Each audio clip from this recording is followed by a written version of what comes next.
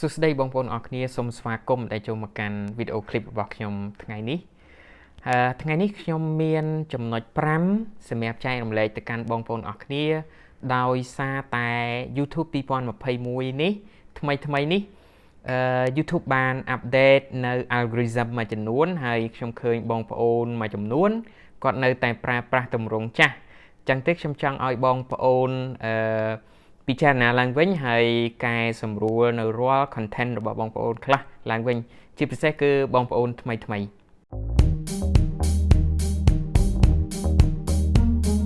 សម្រាប់បងប្អូនដែលអត់ទាន់បាន subscribe channel របស់ខ្ញុំប្រសិនបើបងប្អូនគិតថាចង់សាងអាជីវកម្មជាមួយនឹង YouTube បងប្អូនអាច subscribe channel របស់ខ្ញុំដើម្បីទទួលបាននៅមេរៀនថ្មីក៏ដូចជាមេរៀនជាច្រើននៅក្នុង playlist ដែលខ្ញុំដាក់នៅខាងក្រោម channel របស់ខ្ញុំតែមួយគត់នេះដោយឡែកមួយទៀតផងដែរខ្ញុំសូមជំរាបជូនបងប្អូនថាខ្ញុំមិនមានបើកថ្នាក់បង្រៀនដើម្បីយកលុយពីបងប្អូនទេក្រៅតែពីវីដេអូ free របស់ខ្ញុំទាំងអស់នៅក្នុង channel របស់ខ្ញុំនេះចំណុចទី1ដែលខ្ញុំចង់ចែករំលែកទៅកាន់បងប្អូនអរគ្នាក៏ដូចជាឃើញបងប្អូនទាំងអស់គ្នាមួយចំនួនហាក់ដូចជាចង់បាន subscriber ច្រើនណាខ្ញុំជំរាបជូនថាបើសិនជាបងប្អូនមាន1លាន subscriber ក៏ដោយតែបើសិនជា subscriber នោះមិនពេញចិត្តឬក៏មិនចូលចិត្តឬក៏យើងនិយាយសាមញ្ញថាជា subscriber ដែលខុសអំពី content របស់បងប្អូនទោះបីជាបងប្អូនមាន1លាន subscriber 1M ក៏ដោយក៏វីដេអូរបស់បងប្អូននៅតែមិនផ្ទុះដដែលតាមណែល្អ title ល្អវីដេអូល្អយ៉ាងណាក៏ដោយបើសិនជាអត់មានអ្នកចុចមើលទេគឺវីដេអូរបស់បងប្អូនត្រូវបាន YouTube keep អត់ suggest អត់ rank ចេញទៅខាងក្រៅទេចំណុចសំខាន់របស់វីដេអូមិនថា subscriber តិចក៏ដោយឬក៏ច្រើនក៏ដោយឲ្យតែមានអ្នក click ឲ្យតែមានអ្នក view វីដេអូរបស់បងប្អូនកាន់តែច្រើន algorithm របស់ YouTube កាន់តែ suggest ដូច្នេះចំណុចទី1នេះខ្ញុំចង់លើកទឹកចិត្តបងប្អូនដែលមាន subscriber តិចសូមបងប្អូនបន្តផលិត content របស់បងប្អូនឲ្យកាន់តែល្អដើម្បីឲ្យ viewer របស់បងប្អូនធ្វើយ៉ាងណាឲ្យគាត់ click ទៅលើ thumbnail របស់បងប្អូនដើម្បីឲ្យគាត់បានចូលទៅ view វីដេអូរបស់បងប្អូននោះវីដេអូរបស់បងប្អូននឹង suggest នឹងផ្ទុះឡើងទៅតាមការបង្ហាញរបស់ YouTube ទៅកាន់ YouTube platform ទៅកាន់ viewer ដែលគេកំពុងតែបើក platform របស់ YouTube ចំណុចទី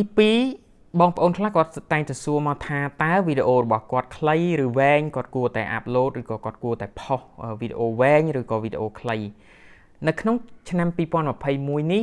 វីដេអូកាន់តែខ្លីគឺកាន់តែល្អប៉ុន្តែធ្វើយ៉ាងណា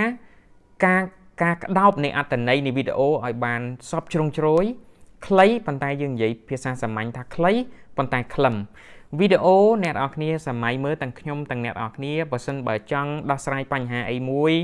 ទៅយើងចូលទៅ search នៅក្នុង YouTube ប្រសិនបើវីដេអូ2ដែលខ្ញុំឃើញ1 6នាទី1 3នាទីដោះស្រាយបញ្ហានេះដូចគ្នាខ្ញុំច្បាស់ជាមើលវីដេអូ3នាទីហើយដោយសារតែទី1ខ្ញុំអត់ចំណាយពេលយូរហើយនឹងទី2ខ្ញុំទទួលបាននៅប្រយោជន៍ពីវីដេអូ3នាទីនោះបានដោយគ្រប់គ្រាន់ល្មមអញ្ចឹងនៅក្នុងចំណុចទី2នេះសូមបញ្ជាក់បងប្អូនឡើងវិញគឺធ្វើយ៉ាងណាវីដេអូរបស់បងប្អូនឲ្យខ្លីហើយឲ្យមានន័យគ្រប់គ្រាន់ឲ្យមានប្រយោជន៍ទៅដល់ viewer អ្នកនរគ្នាសម័យមើលដូចជា TikTok អាចវ៉ាឈ្នះ YouTube រហូតដល់ YouTube មានចេញជា short វីដេអូមកឲ្យយើង option short វីដេអូមកទៀតអញ្ចឹងគឺវីដេអូកាន់តែខ្លីគឺកាន់តែល្អណាសម្រាប់ឆ្នាំ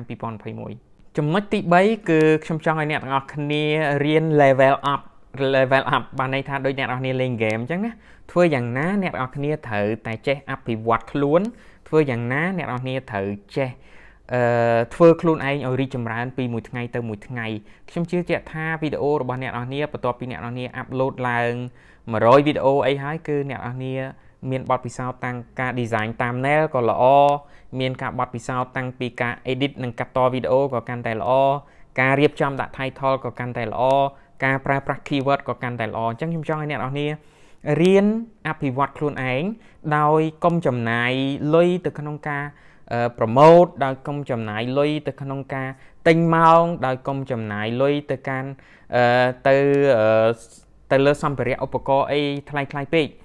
សម្រាប់ខ្ញុំគឺតែទូរស័ព្ទ7 plus មួយគឺខ្ញុំអាចធ្វើបាន microphone មួយខ្ញុំអាចធ្វើបាន computer មួយខ្ញុំអាចធ្វើបានអញ្ចឹងសម្រាប់អ្នកដែលមានទូរស័ព្ទក៏អាចធ្វើបាន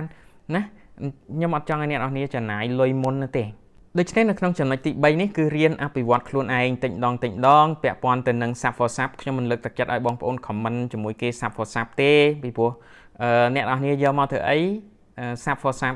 បាទ subscriber ដូចជាខ្ញុំបាននិយាយនៅចំណុចទី1អញ្ចឹងគឺ